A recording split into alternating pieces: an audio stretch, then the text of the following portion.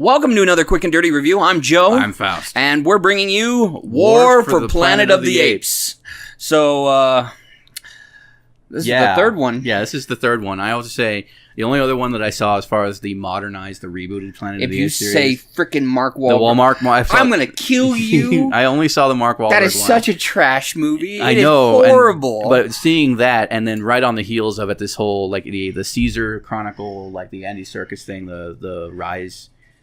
Was it Rise, Dawn, War? Yeah. Or Dawn, Rise, War? No, it's Rise, Dawn, War. Okay. So War is the third in this whole thing. Brings back Andy Serkis as Caesar. Installs Woody Harrelson as this titular, as this colonel. That's like the last real holdout against... For Woody Harrelson, yeah. For Woody Harrelson thing.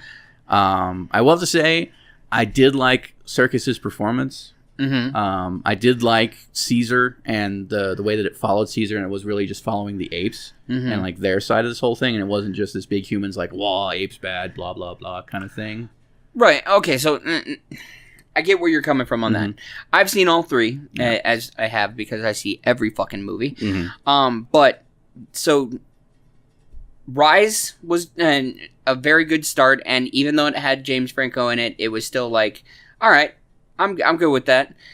Dawn, and I swear to God, I'm going to laugh if it's actually Dawn Rise War. Yeah. But I can't remember off the top of my head. But basically, so the first one has James Franco, and that doesn't even hurt it. And it does show the differences, but it's also has... But it shows like the creation of Caesar and how he gains his intelligence now. Right, because they're doing Homo sapien tests on a new...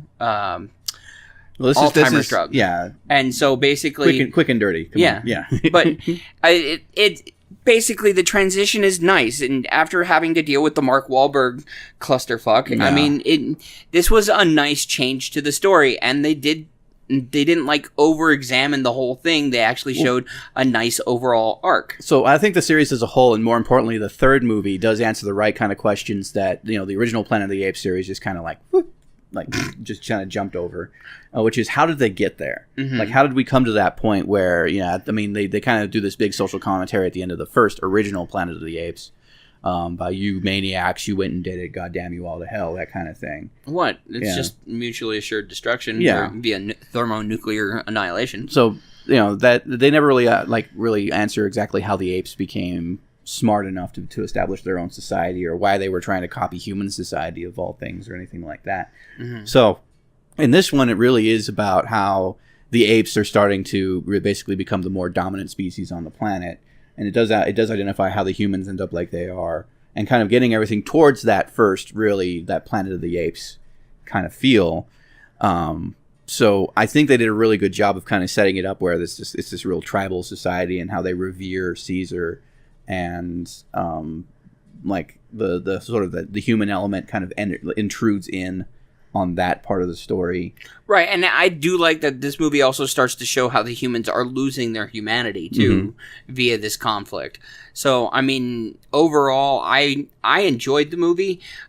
It did feel like it was lagging at certain times because they were trying to build too much of the societal ape situation. I mean, they were trying to answer a few too many questions about how the whole structure worked and everything. I mean, it started to edge towards a documentary sort of feel about, like, outlining the different pockets and everything like that. But they also point out that maybe they're not the only, because as far as that ape society was concerned, they were the only apes that were like them. They thought they were the only ones in the world. And then what's nice is they do meet Steve Zahn's character, who basically is this new ape and the comic relief, which I wasn't too happy that they kind of canned in a comic relief point, but it was still... It is a pretty heavy story otherwise, because not only do you have the whole atrocities being committed as the human military element starts to kind of defy its own humanity, but you also have Caesar's personal conflict as to what his motivations are and why he's doing what he's doing within the movie. They also show an inner conflict with Caesar having to deal with something he thought he'd never deal with,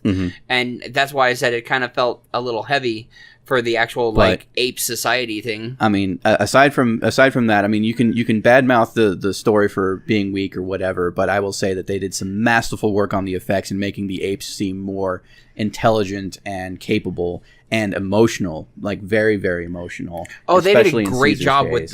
with the actual CG parts of it. Yeah. And like actually, there's some commentary from Andy Serkis, right? Andy Serkis. Serkis. Yeah.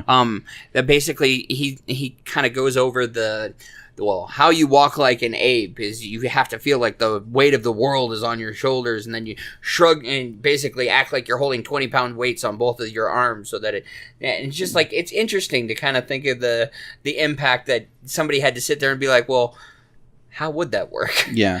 And I do have to give big props to Serkis and the kind of stuff that he puts into any movie that he takes on. Very true. Because I mean, he got his start looking up his IMDb page. One of the first things I think I saw him in, for sure. Let's see. Wasn't he Gollum? He was Gollum. Yeah. Yeah, he was Gollum. That's what got me, is I was like, that's Gollum. But he's done an amazing repertoire. Looks like he does like 5 movies a year easily since the 90s or something. He's been on TV series. So he's been around for a very, very big while. Since 1989. Since 1989. But doing his mocap work, especially, like the Gollum, he was Kong in King Kong. He was, what was the other thing? I'm trying to find the other thing that he played. So people need to stop pigeonholing him as an ape also at this point. Yeah. Because he seems to be, I mean, Gollum does the ape movement, now King Kong, now Caesar. Damn it, man. Find something else to mocap. The thing that I saw him in, I'm not sure if he did mocap for it for sure, but he was the voice of Captain Haddock in The Adventures of Tintin. True. And then going from that to seeing him as Gollum and then seeing him as Caesar was, that's range. Yeah. That is, this guy is committed to his craft and does a really good job of it. And even if it is something like War for the Planet of the Apes, which everybody, I believe, kind of pans, just for the fact of what it is. Mm-hmm. I think it's a movie that's actually worth more attention than it's getting. I agree. And I think that's the crux of the third in any trilogy, mm-hmm. is by that time people are going, yeah, it's done. Yeah, I'm good. I don't want to go see it. I mean, there have been very few movie series that have been able to over-arc the 3 movie. So. Mm-hmm. So definitely, I say that I went into this movie kind of going, ugh, because I mean, this guy sees everything. And then, so he says, we're going to go see War for the Planet of the Apes. And I was just kind of like, just downtrodden. I was just dreading it the whole way and going into it. Because I'd avoided everything because I thought it was going to be that Mark Wahlberg. Oh, no, that was just Planet of the Apes piece of crap. And I thought going into it, that's what it was going to be. And now I feel like comparing it to that is actually insulting to the people who have put a lot of time and effort into this series. Yeah, and like I said, James Franco aside, he can be insulted all he likes. Oh, no. See, that's where I'm saying James Franco didn't even hurt it. It had John Lithgow in the first movie, and that was his father. It had good range for all of these movies. Yeah. And that's why, that was the reason I was all for seeing this movie.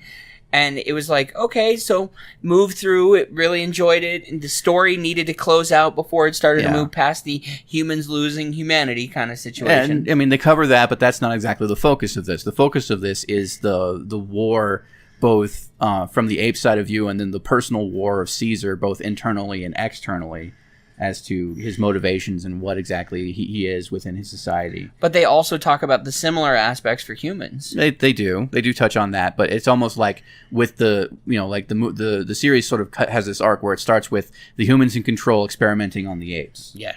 And then the apes kind of get free and say that they are their own sort of power and everything like that.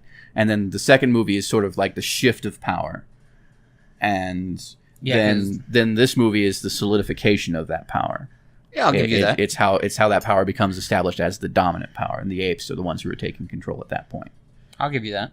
Especially because near the end of what happens, you guys just got to see the end. Yeah, I think it really ties it off very well. I think it does too. So, I mean... that taps me. Yeah, I don't have anything else to say. So that was Quick and Dirty Reviews. Remember to like, comment, subscribe, upvote, rate, review. Especially comment. Down there, let us know what you like. Let us know what you don't like. We love dealing with you guys. We love talking with you guys. Let us know if you want us to review anything old or new. If you get 1,500 comments on a single video. Unique comments on a single video. We will go and see My Little Pony, the movie. But you're running out of time. You are running out of time. In fact, you might have run out of time by the time this comes out. We don't know. to tell you the truth. We'll find something else if you want to suggest another kind of movie to threaten and hold over us. Give us those comments, and we will see you guys next time. Thank you.